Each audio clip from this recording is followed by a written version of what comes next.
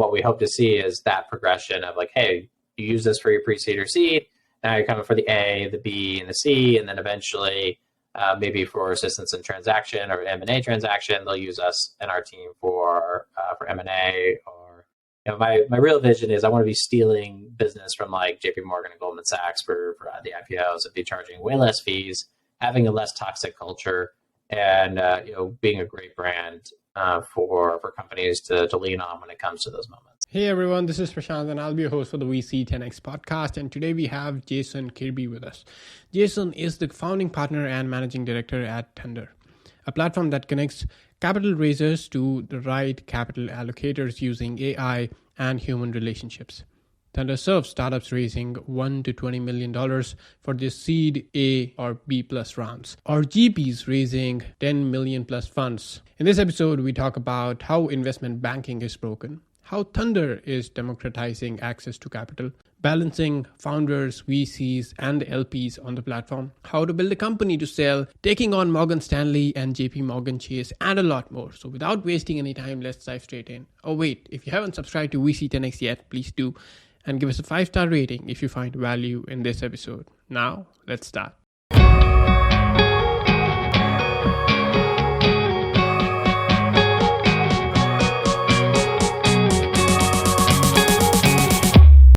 Hey, Jason, so good to have you on the VC10X Podcast. How are you doing?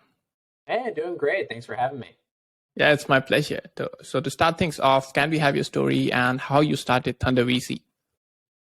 Yeah, no, happy to do so. So my background, serial entrepreneur, while in college, started my first business, turned out to be pretty successful, gave me the opportunity to travel the world, get exposure to lots of other entrepreneurs in the ecosystem, but realized running a small business wasn't for me, got into the startup world, raised some capital, ended up getting involved in a couple different VC-backed businesses, raised about 40 million in the last several years for a couple different companies.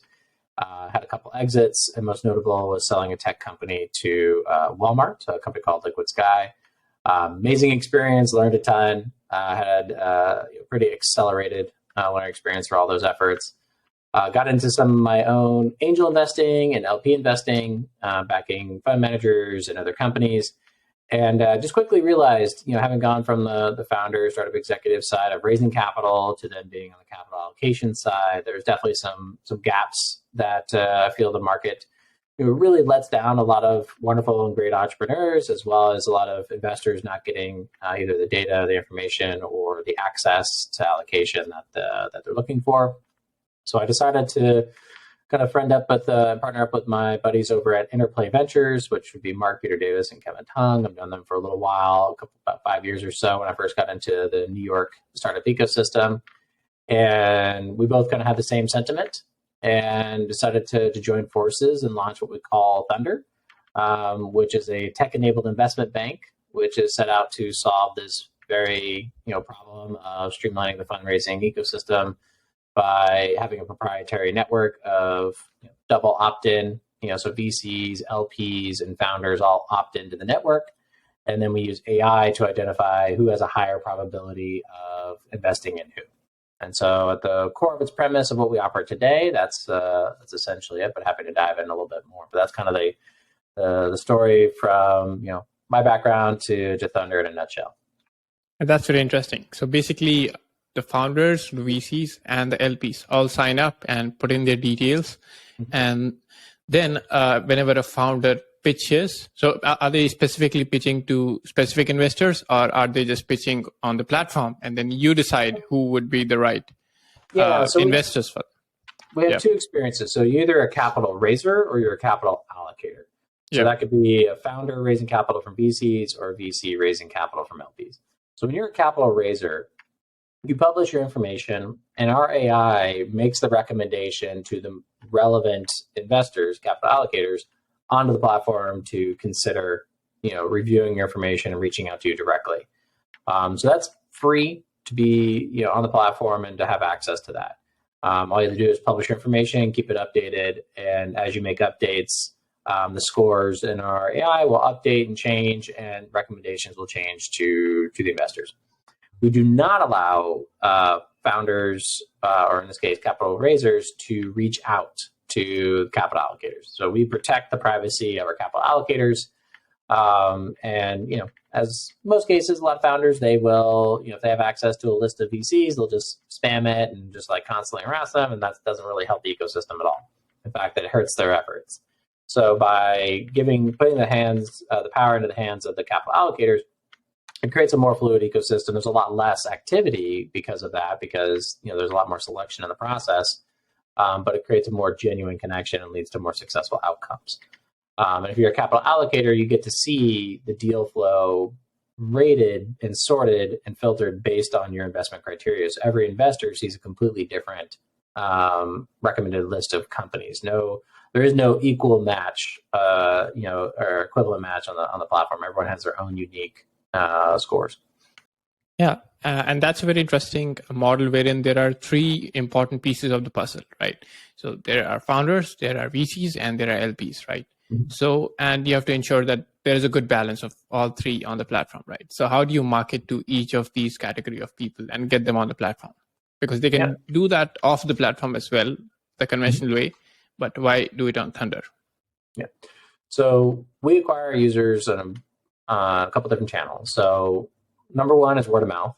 We're still early. We're still, relatively young, and most of all of our relationships is what drives in our users. So VCs recommending founders to the platform, whether it be their portcos actively going out to raise their next round, or a founder met with a VC, and the VC wasn't a good fit based on their thesis, but felt it was a good company, and they refer them to Thunder.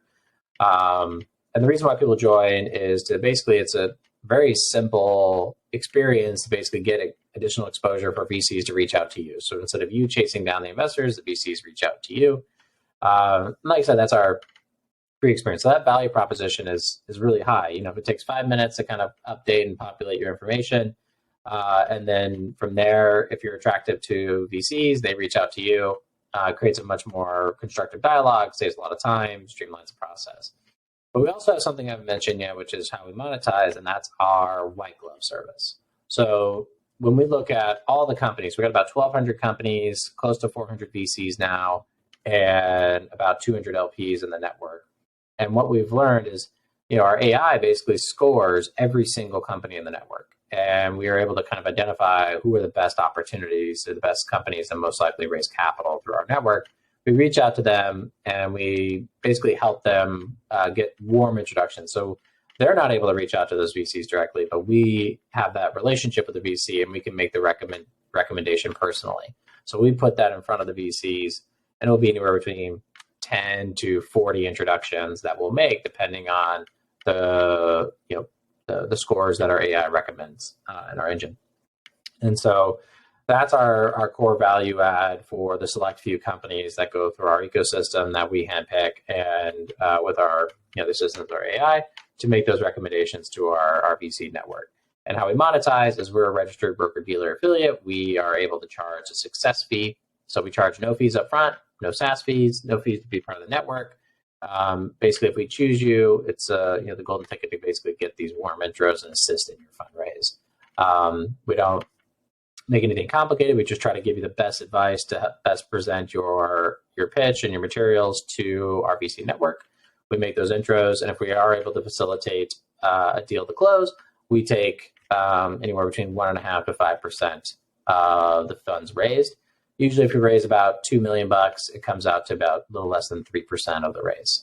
Got it. That's an interesting model. So the only place you're charging at if founders want warm intros from your side, only that, or because it's also free if they want to go the default way, and the other is that if a deal gets through, then you take a cut from that. So that doesn't really cost the founders. It's a cost for whom? Who's that cost for? So say an investor, so we bring ABC Ventures to invest in XYZ company. Right. When they make that investment, we invoice the company for that fee after they've closed the round. Okay. So it comes out of the capital raised amount. So traditional broker-dealer success-based fee model. So that way we're able to basically have this large community of opt-in, people having the opportunity to connect, and we get the process that data and use that data to make better recommendations. But then how we monetize and how we have a sustainable business model outside of a lot of the SaaS matching platforms that people have had a really negative experience with in the past. We monetize with that success fee, which is a very sustainable model for us. And it's success based, so there's no risk. We're not asking for 10 grand up front or a retainer fee, which is what's traditional in investment banking in the space now. And why it's gotten such a bad rep, specifically in venture, is often in the early stages from seed to Series B, bankers come in charging 5-10 grand a month, usually with a 6-month advance up front, plus 7% commission, plus anywhere between 2 to 5% in warrants. Very expensive, and usually not a banker in that situation isn't really connecting you to VCs. They're usually connecting you to family offices or connecting you to high net worth individuals, which can get you money, but you're not necessarily getting the benefits that you would typically get by having a VC on your cap table. So that's one of the main reasons we differentiate from traditional banking, and how we differentiate from typical matching platforms that are out there is matching platforms are just that. They turn into giant spam bots, and not bots, but just basically founders spamming investors. Or they're just a list of investors without really any opt-in. So it's no better than cold email in most cases. And there's no human involved. There's no one vetting those deals, vetting that those are truly venture backable opportunities. So VCs often tune out a lot of those emails. Whereas when we email a VC, it's a human, myself or someone on our team, emailing that VC who we have a relationship with, who's familiar with Thunder, who's opted in for our deal flow. And we get a response, whether they're interested in that opportunity or not. And we only set up meetings with founders that are our clients once we've gained interest from that VC already. So it's a much warmer, qualified intro than they would get otherwise. Got it. Very interesting. And let's talk about the other fundraise here, which is VCs raising their funds from LPs, right?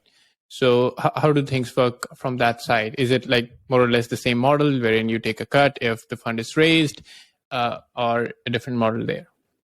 Yeah, so this is very traditional in the space as it is today. It's called a placement agent, effectively is what the service is called. So it works very similar to the other model where we onboard a fund. We basically vet that they are a valid opportunity that's going to resonate with our LP audience and that there's going to be LPs interested in that particular fund.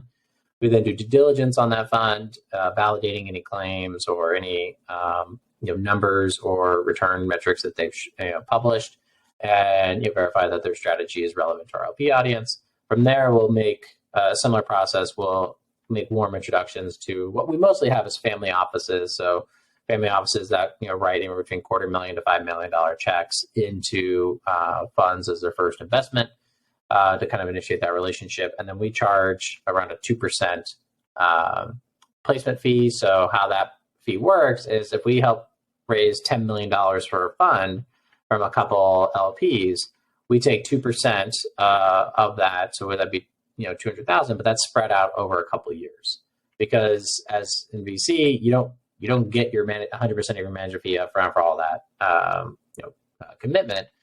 So it's spread out over a period of time. So typically we like to take a quarter of that amount on the initial close, which is usually aligned with expectations. And then from there, we take it over 8 to 12 quarters, the remaining amount, to kind of spread it out. And depending on the VC's capital call structure, how they operate, we're pretty flexible on making sure we accommodate them.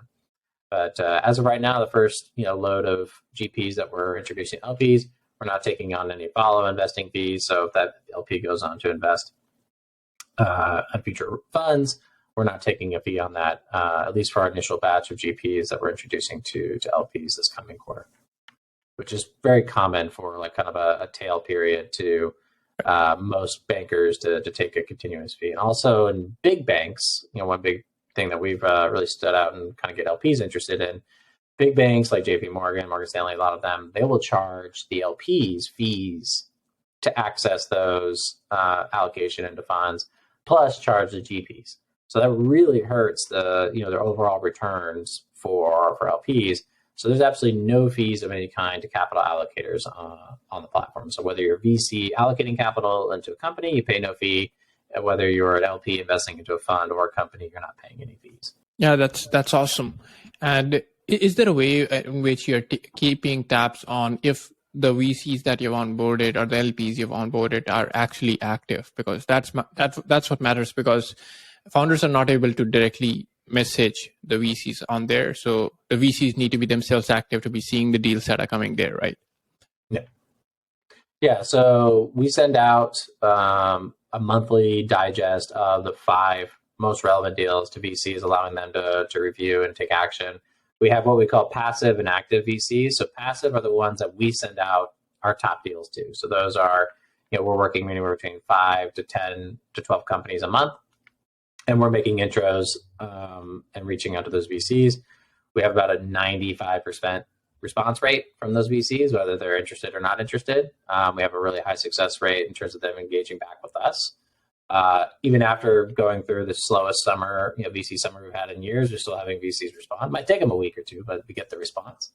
But as far as VCs being active on the platform, that's a relatively new feature. We're starting to see activity pick up on that. So we're seeing dozens of match requests go out through the platform to companies via the VCs interacting on the platform, and something that we're ramping up with the deal digests and additional features that we're releasing for VCs to leverage that more. So yeah, we have the passive and the active. So the ones that are our clients, the white glove service, get a significant response rate and feedback and engagement. The ones that join the platform, we are seeing the best companies, the ones that are at the top of the list, getting the most engagement, and that's rightfully so. And we're starting to see VCs really pick up that momentum, which has been great. That's great. Also, since you've been a serial entrepreneur and sold some companies, and serial entrepreneurs are specifically preferred by investors a lot, right? Mm-hmm. So you think there is a secret sauce to being a serial entrepreneur of how you build a company so that you can sell it one day? Because VCs eventually are looking for exits. Ultimately, they want a return on the investment, right? And that is why serial entrepreneurs are favored a lot in this market, right? So what do you think is the recipe to building a company and then eventually selling it? How do you build with that mindset? One thing, you got to build a great company. You got to build a company that people desire and want.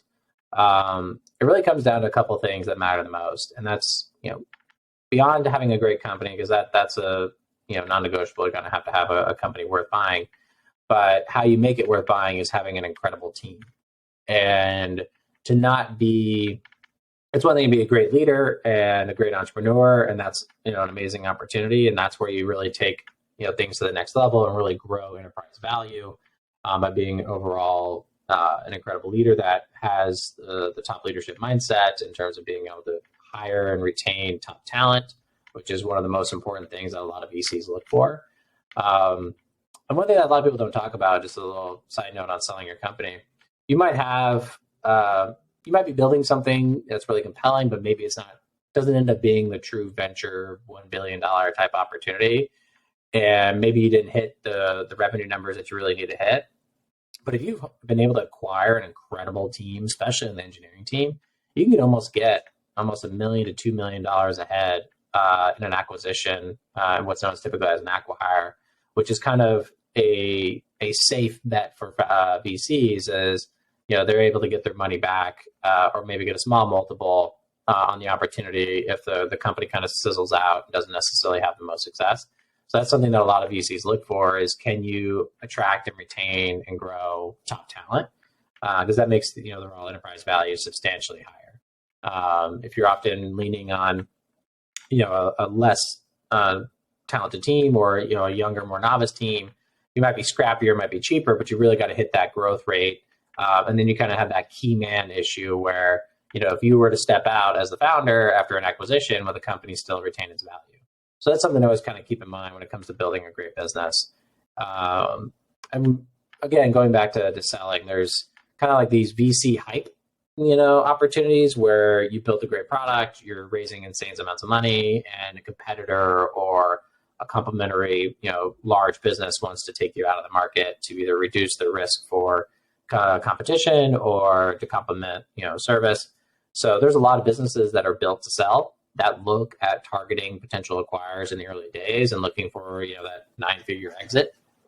A lot of VCs don't really like to hear that story as much as they'll take it if it's the opportunity. If especially they're coming in pre-seed seed stage, because they'll still be able to get a great return if they're selling for a 9-figure exit. But when when you think about selling the company, if you're not necessarily selling it from that perspective, what really comes down to is build a great, sustainable, high quality business that does get to profitability. And like, there's content for the VC world, and there's content for like building a great business, and sometimes they don't align. And I've been in the small business world where it's all been about profitability and hitting like 15-20% profit margins. And then you kind of get into VC world, it's like, how fast can you burn cash and get more cash, and kind of hit those top line vanity metrics more than building a great business. So you as a founder have to decide what's the best path for you. And is raising venture capital appropriate if you're going to try to build a sustainable, profitable business? Because a lot of VCs, as much as that's a good thing to have, it tames you back from growing a great business. And I deal with founders all the time coming into Thunder that are dealing with those issues. They're like a Series A, Series B company that had the choice of raising maybe a couple million, get to profitability, and sustain 5-20% year-over-year growth. Good, healthy business, but not VC backable from there on out. So it's hard to get that couple million. Or do they articulate a different story that shows more of a higher burn rate, but massive growth rate of 50 or 100% year-over-year growth, which is a lot more stress. You're giving up more equity, and if you don't make it work, you risk potentially losing your business. So it's something that founders need to think about as they want to design a business to grow or to sell. It's something that can't always be figured out in the early days, but if you're passionate about what you're building and you're committed to it for the next 10-20 years, usually those types of founders will figure out what's best for creating enterprise value and go down that path. Yeah, absolutely. Yeah, that's a really insightful answer. Besides, what are the kind of stages that can be raised on Thunder? Up till what stage can be raised on Thunder by founders? So we have anywhere from angel to Series C. Our primary sweet spot and the companies that we focus on in terms of our white glove and really want to acquire more companies on the platform is seed and Series A. That's where we kind of see our sweet spot of adding value. Pre-seed, sometimes it's just too early to kind of even do our due diligence process on and be able to add value. And there's just so many out there, it's hard to really differentiate. But given the scoring algorithm and just having VCs, we have a lot of pre-seed VCs on the platform that are looking for high volume deal flow and reaching out to a lot of these younger companies to kind of see where the diamond in the rough is. And our AI helps them basically prioritize the likeliness of hitting that diamond faster. Right. And one more thing I would like some perspective on is like if a founder goes on and makes a profile on Thunder VC, so in what span of time can he expect to get a reply from a VC or a reach out from a VC or something of that sort, that, okay, the impact that Thunder is creating for them? What's the typical time span there? So the time span could vary. We manually review every single company that comes onto the platform, and that review process can be a day, it could be a week. We do require an analyst on our team to review every single company for the sake of making sure it's a venture backable company. We don't want, the next Joe's Pizza Shop trying to raise 25 grand to open up their next location on our, VC network. So, we screen out a lot of companies for that reason, to make sure VCs come and they see, quality, venture backable opportunities. So that could take up a little over a week. We kind of ask for at least 2 weeks to get to it, just because sometimes we have high volume, signups in a week, and we have to review the deck, review the materials, and make a decision. From there, we either decide if a company is, a fit for us or not. And, so the first check is, are they a fit for the platform? Yes or no. And then the second fit is, are they fit for our white glove or not? So for usually VC, founders will get an answer within about a week or two of what our decision is, whether, hey, you're welcome to the platform. You've been published, come join our founder community. So we have a founder Slack community where we share resources and content to help people in their founder journey, host events and things of that sort. And then If we do the white glove, we'll onboard them, and it takes we take do an intake call, do some due diligence, sign agreements, and then start the outreach campaign. Which happy to kind of talk about how we differentiate on the outreach campaign. But as far as VCs responding, it just depends on how frequently they're coming in. So most VCs will come in on average like once a month. They'll kind of check the new deals that have come in, or they'll wait till they get the monthly digest to take action. So depending on when you sign up, you are moved up, and you're like, if you are relevant to that particular VC that it's logged in, you're recommended to them, and then the probability is much higher. But it could be, it's really dependent on when the VCs come in, but it'd be a couple weeks for that kind of first response. You usually don't see an instantaneous response just by publishing the profile. We try not to send out notifications for every single company signing up, just because, again, that turns into noise, and VCs will start to tune that out. So we've kind of had that experience before when we launched our MVP. We've taken the lessons learned, and we're starting to see a lot more success, a lot more trust built between the VCs, and a lot more responsiveness from VCs based on the actions that we've taken. Right. And on what basis is the AI ranking these companies that have been published? So are these ranked by the time they come in, just that way? Or is the algorithm like taking in some factors that how is the pitch, or you guys are doing something that makes sure which company ranks?